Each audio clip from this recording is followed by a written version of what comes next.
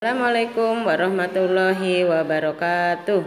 Anak-anak, apa kabar hari ini? Sehat semua ya? Semoga kalian sehat semua hari ini, sehingga bisa mengikuti pelajaran dengan baik.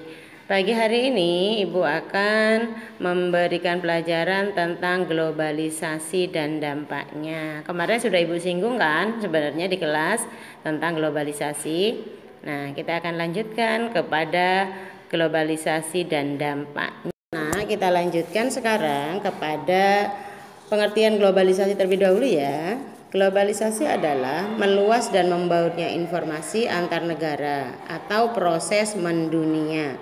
Ya, globalisasi menunjukkan semakin ketergantungan antar manusia di seluruh dunia.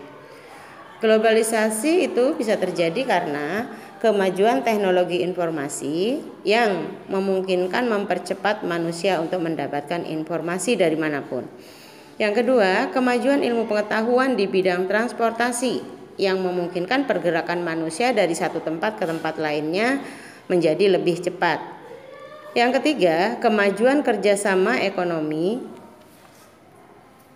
internasional, contohnya kerjasama ASEAN seperti yang sudah kita pelajari.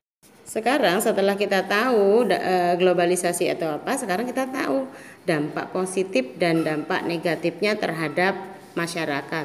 Dampak positif yaitu pengaruh yang menguntungkan bagi masyarakat. Contohnya apa?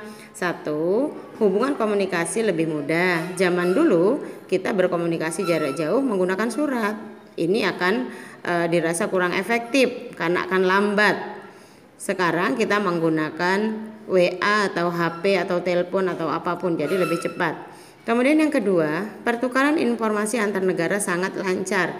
Jadi informasi dari negara manapun kita akan lebih mudah untuk mengaksesnya dalam waktu yang sangat singkat tanpa harus kita datang ke tempat itu. Contohnya misalnya ada pertandingan bola, kalian bisa nonton lewat televisi tanpa harus datang ke negara itu.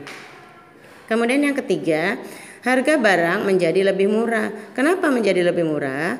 Karena adanya persaingan produk antar negara, ya, dengan adanya pasar bebas. Itu adalah beberapa contoh dampak positifnya.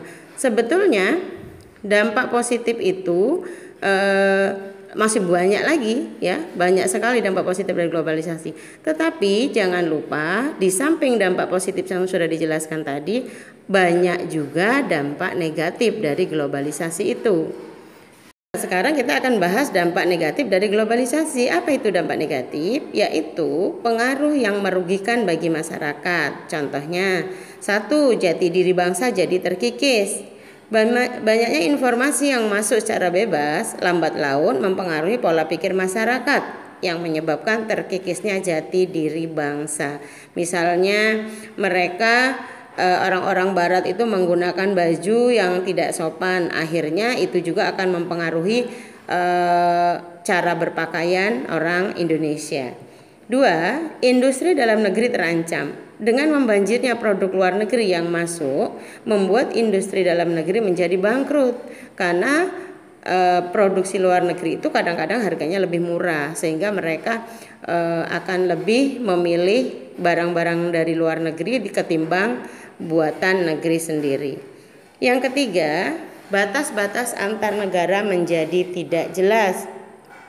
Maksudnya di sini adalah karena setiap manusia dari negara manapun bisa bepergian atau berpindah tempat ke negara-negara yang lain.